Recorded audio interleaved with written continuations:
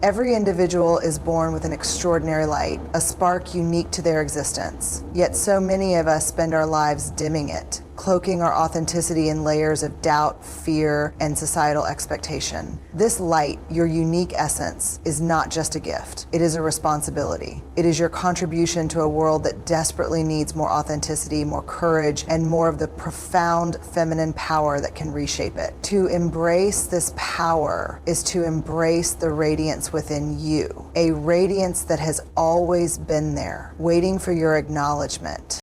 You see, society often whispers and sometimes shouts that power must be loud, commanding, and forceful. But true power does not scream. It speaks with unwavering clarity. It is not defined by dominance, but by influence, not by control, but by connection. The feminine essence embodies this. It is a power that nurtures, creates, and transforms. A quiet, resilient force that does not demand attention, yet commands respect. Do not underestimate the quiet moments, as the saying goes, for it is in these moments that strength gathers and purpose is born.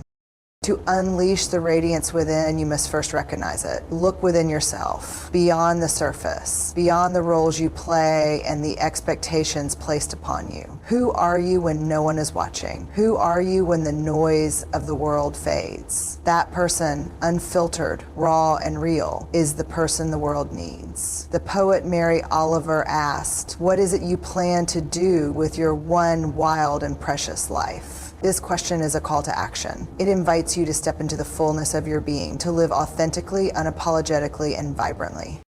But authenticity is not easy. It requires courage, the kind of courage that makes you stand tall when everything around you seems to conspire to make you small. It's the courage to say, "This is who I am," even when your voice shakes. And your voice will shake, at least at first. But shaking voices often carry the most truth. Remember, bravery is not the absence of fear, but the willingness to move forward despite it. As Eleanor Roosevelt famously said, "Do one thing every day that scares you." Each act of courage, no matter how small, strengthens the light within you, allowing it to shine brighter.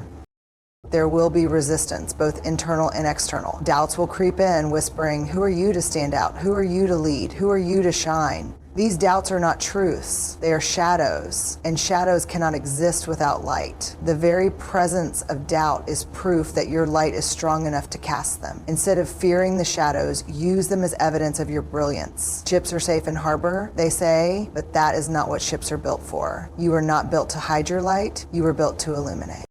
One of the most powerful ways to unleash your radiance is through connection. Connection to yourself, to others, and to a purpose greater than yourself. It begins with self-awareness, understanding your values, your passions, and your unique gifts. It's about cultivating a relationship with yourself that is grounded in love and respect. How often do we criticize ourselves for not being enough? Not smart enough, not strong enough, not beautiful enough. But what if instead we chose to say, "I am enough just as I am"? That simple shift in perspective can ignite a profound transformation. Connection to others is equally vital. The feminine power thrives in relationships, in the ability to see and be seen, to hear and be heard. It's in the shared laughter, the shared tears, and the shared moments of vulnerability that true connection is forged. Brené Brown reminds us, vulnerability is not weakness. It's our greatest measure of courage. When you open yourself to connection, you create space for others to do the same. And in that shared space, your light becomes a beacon, guiding others to their own. Finally, there is the connection to purpose. Living with purpose is not about grand gestures or monumental achievements. It's about aligning your actions with your values. It's about asking yourself, what impact do I want to have? What legacy do I want to leave? Purpose gives meaning to your light, turning it into a force for good. When you live with purpose, your radiance becomes unstoppable because it is fueled by something greater than yourself.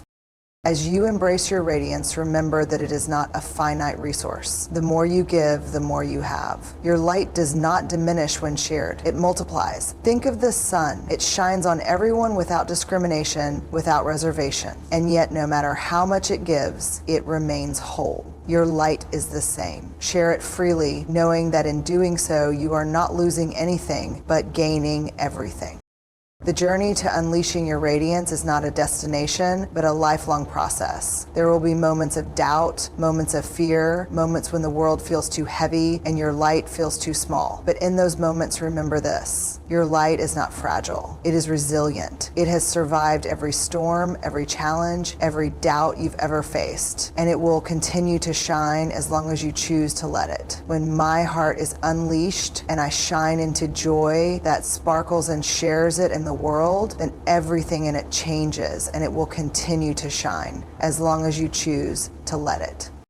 So, stand tall. Let the world see you, not the version of you it expects, but the real you. Be the woman who walks into a room and changes the energy with her presence. Be the woman who inspires others to shine by shining herself. Be the woman who owns her light, her power, and her radiance. Because when you do, you not only change your life, you change the lives of everyone around you. And that, my friend, is the true power of unleashing the radiance within. There is a profound misconception about power in our modern world. Too often we are told that power must be loud, aggressive, and unrelenting, a force that dominates and conquers at all costs. But true power, real, enduring power, does not roar or demand attention. It doesn't force its way into the room or crush others beneath its weight. True power is quiet, unshakable, and deeply rooted in authenticity. It is the kind of strength that lies within softness, the kind of resilience that comes from vulnerability. To embrace this is not a weakness, it is the ultimate strength.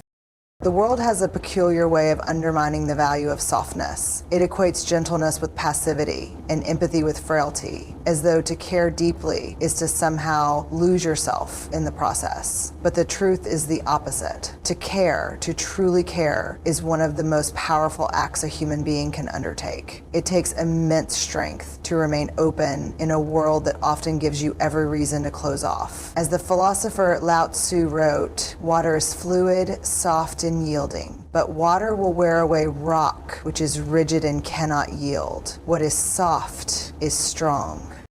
In softness lies a paradox. It bends without breaking, yields without losing form, and persists without resistance. This is the essence of feminine power, a quiet strength that doesn't need to overpower because it transforms. Think of the way a mother cradles her child, her arms offering protection and love in equal measure. That kind of power is not loud, yet it is profound. It creates life, nurtures it, and shapes it, and it is no less potent for its gentleness.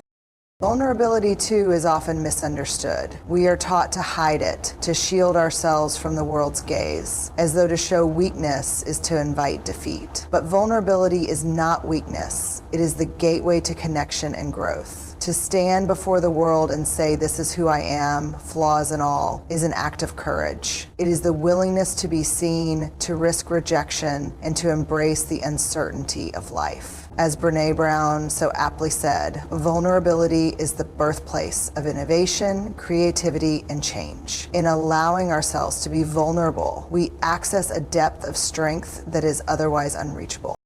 Empathy, too, is often dismissed as a soft skill, something nice to have but not essential. Yet empathy is transformative. It builds bridges where walls once stood, turning division into understanding. It requires us to step outside of ourselves, to see the world through another's eyes and feel their pain as if it were our own. This is not an easy task. It demands humility, patience, and an open heart. But in doing so, we unlock the ability to connect, to heal, and to inspire. Empathy is not just a tool for connection, it is a force for change. And what of grace? Grace is perhaps the most underrated form of power. It is the ability to rise above pettiness, to forgive when forgiveness is not deserved, and to respond to cruelty with kindness. Grace does not mean ignoring injustice or accepting mistreatment. Rather, it means choosing to act with integrity in the face of adversity. No one is so strong as the one who knows how to be gentle, goes the old saying, and there is profound truth in that. Grace requires self-restraint, perspective, and the ability to see beyond the immediate moment. It is not easy, but it is powerful beyond measure. It is in the balance of strength and softness that true power emerges. The world often pits these qualities against one another, as though to be strong, one must forsake tenderness, and to be tender, one must surrender strength. But the greatest power lies in the integration of the two. Strength without softness becomes rigidity, a force that ultimately breaks under pressure. Softness without strength becomes passivity, a force that yields without purpose. Together, they create a harmonious force that is both unyielding and adaptable. The journey to embracing this balance begins with self-awareness. It requires you to look inward and confront the parts of yourself you might otherwise ignore. Where do you hold back? Where do you close yourself off? Where do you deny your own softness because you fear it will make you appear weak? These questions are not easy to answer, but they are necessary. To grow, you must first be honest with yourself about where you stand. And once you've found that balance within yourself, the next step is to live it out in the world. This is not a passive act, it is an active choice. It is choosing to listen when you could speak, to forgive when you could hold a grudge, and to love when you could turn away. It is choosing to stand firm in your values while remaining open to change. It is choosing to lead with compassion, knowing that true leadership is not about authority, but about service. When you embrace the strength and softness, you do not just transform yourself, you transform the world around you. People are drawn to those who are both strong and tender because they see in them a reflection of what they too can become. You become a source of inspiration, a reminder that power is not about how loudly you speak, but about how deeply you listen. You become a force for good, a beacon of hope in a world that too often forgets the value of kindness. The journey will not be easy. There will be moments of doubt, moments when the world feels too harsh and your softness feels too small. But remember this, softness is not small. It is vast. It has the power to shape rivers, to heal wounds, and to change lives. And it is within you, waiting to be embraced. In the end, the greatest strength you can have is the courage to be yourself fully, unapologetically, and vulnerably. To live with grace, to lead with empathy, and to stand with quiet, unshakable power. It is not the easiest path, but it is the most rewarding. For in doing so, you do not just live a life of meaning, you create a legacy that endures. As the saying goes, in a world where you can be anything, be kind. And in that kindness, you will find your strength, your purpose, and your power.